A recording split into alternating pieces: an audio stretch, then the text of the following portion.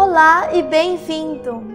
Nesta lição, conheceremos os diferentes níveis de abuso, como reconhecê-lo, como lidar com crianças abusadas e como preveni-lo.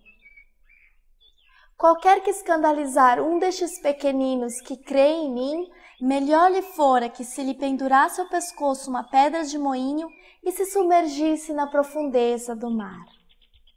Primeira definição de abuso infantil. Qualquer tratamento que ameaça a segurança da criança ou que deixa a vida dela com feridas físicas ou emocionais. Inclui qualquer comunicação, contato físico ou sexual inapropriado de um adulto, pelo uso de sua autoridade sobre a criança. Passemos às diferentes formas. Negligência física. Falha em atender às necessidades físicas da criança, incluem abandono, cuidado de saúde inadequado ou insuficiente. Falha em atender às necessidades de alimentação, habitação e abrigo, vestimenta de acordo com a estação do ano, higiene ou supervisão. Indicadores. Como perceber que uma criança está sofrendo negligência física?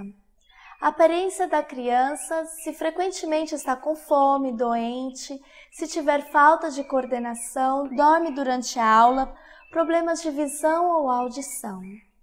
Negligência emocional.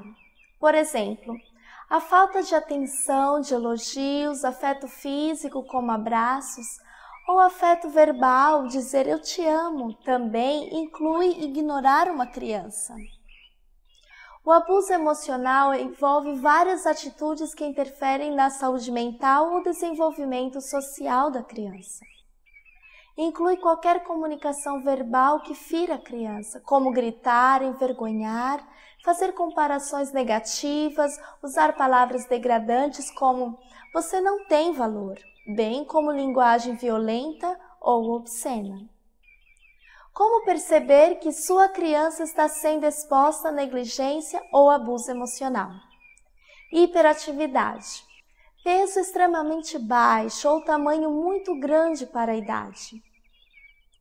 Habilidades sociais e acadêmicas pobres, autoabuso, dificuldade em seguir regras, reações extremas a eventos comuns, pensamentos ou desenhos sobre suicídio. Abuso físico. Qualquer ferimento não acidental ocasionado a uma criança, bater, puxar cabelo, morder e coisas do gênero. Lembre-se que estamos falando a professores, líderes e outros educadores, não sobre a disciplina bem aplicada no lar. Abuso sexual.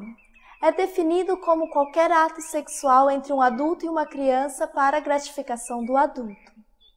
O abuso sexual inclui exposição a estímulo sexual inapropriado para a idade da criança ou em detrimento de seu desenvolvimento sexual natural. A exploração sexual de uma criança que ainda não é capaz de entender ou resistir ao contato ou que é socialmente ou psicologicamente dependente do ofensor. Carícias, penetração, relação, exploração, pornografia, exibicionismo, prostituição infantil ou ser obrigada a observar atos sexuais. Indicadores que sugerem que o abuso sexual aconteceu com uma criança. Dificuldade de caminhar ou sentar, masturbação frequente, roupas íntimas rasgadas, manchadas ou sangrentas, feridas. Pode ser observada ao trocar as fraldas ou assistindo no sanitário. Comportamento ou conhecimento sexual não usual. Ações ou movimentos sexualizados com outras crianças. Dificuldades em lidar com outras crianças. Comportamento agressivo nos rapazes ou se retrair nas moças. Ações típicas de crianças menores que ela mesma. Comportamentos repetitivos como lavar as mãos, subir e descer em algo, balançar. Falta do senso de perigo. Aqui, alguns fatos sobre abuso sexual que se referem à América do Norte. A maioria deles ocorrem com crianças entre 8 e 11 anos de idade. Mais de 2 milhões de casos de abuso físico ou sexual são reportados a cada ano. Aproximadamente 1% das alegações de abuso realmente vão à corte. 75% dos crimes cometidos contra crianças são de natureza sexual. Em mais de 80% dos casos de abuso sexual, o culpado é uma pessoa conhecida. O ofensor raramente comete abuso uma só vez. Crianças raramente mentem sobre abuso sexual. O que podemos fazer como educadores para proteger as nossas crianças? Cada voluntário e candidato a ter algum cargo deve passar por um processo chamado em inglês de screening, o que significa peneiramento. Neste processo, além de o voluntário responder diretamente a perguntas sobre antecedentes criminais, ele também deve dar pelo menos 3 referências, incluindo um familiar e um colega de trabalho. Antes de colocar alguém em posição de liderança, que trabalhe 6 meses junto contigo em atividades. Aplique a regra dos 2. Sempre tenha 2 adultos com uma criança ou 2 ou mais crianças com um adulto. E nunca deixe as crianças sozinhas sem algum adulto. Deixe as portas das salas e quartos abertas. Obtenha autorização dos pais para todo evento que inclua pernoite, bem como da comissão da igreja, se for o caso. Estabeleça regras claras e simples para a sua equipe. Repita-as constantemente.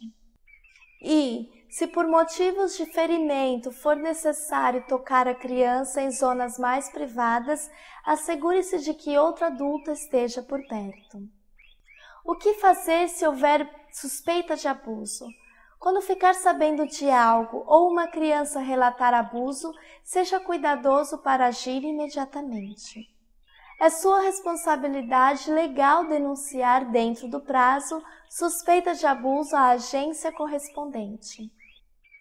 A pessoa que viu o abuso ou, por exemplo, marcas no corpo é a que tem que denunciar. Não diga à criança ou à pessoa suspeita que o caso foi denunciado às autoridades. A criança poderia sofrer consequências severas. Deixe o caso com as autoridades. Simplesmente diga à criança que você vai fazer o que puder para ajudá-la e não diga nada mais.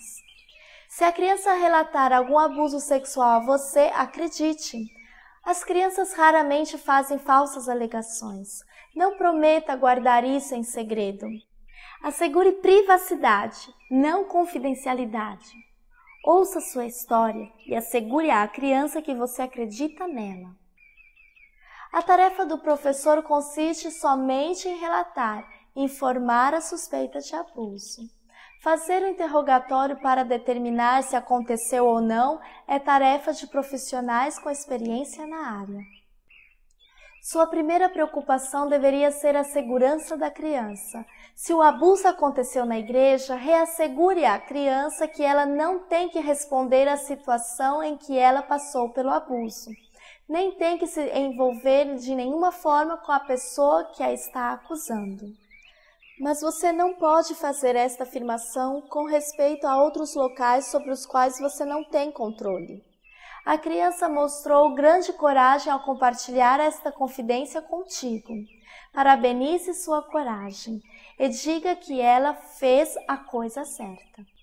Geralmente o diretor, pastor ou primeiro ancião deveriam ser informados imediatamente de um possível caso de abuso, especialmente se o suspeito ofensor for um oficial da igreja. Siga suas instruções. Mostre amor e sincera compaixão à vítima e família. Mas cuidado, não admita responsabilidade pelo ocorrido. As consequências de abuso são sérias e duradouras. Em maior ou menor grau, dependendo da gravidade do ato, perca da alegria e inocência da infância, perca da confiança em adultos, da autoconfiança e respeito próprio. E o pior, a imagem de Deus fica repelente. A menina que foi abusada precisa de uma mulher na qual ela possa confiar, para que saiba como é a verdadeira confiança, que possa compartilhar seus segredos e ajudar a reconstruir a imagem de Deus. O rapaz que foi abusado precisa começar a ouvir que ele não é uma pessoa terrível. Ele precisa que você o trate como uma pessoa que tem valor perante a sociedade e Deus. Resumo: faça tudo o que puder para prevenir o abuso e, se aconteceu, haja com responsabilidade e amor, como Jesus o faria. Temos sérias responsabilidades ética, legal e moral de proteger as crianças sob nosso cuidado. Perante Deus, temos uma responsabilidade de proteger seus pequeninos, cujos anjos constantemente veem a face do Pai. Para adquirir esta lição em qualidade de DVD, clique no link abaixo. É um ótimo presente, especialmente para o professor de seu filhinho.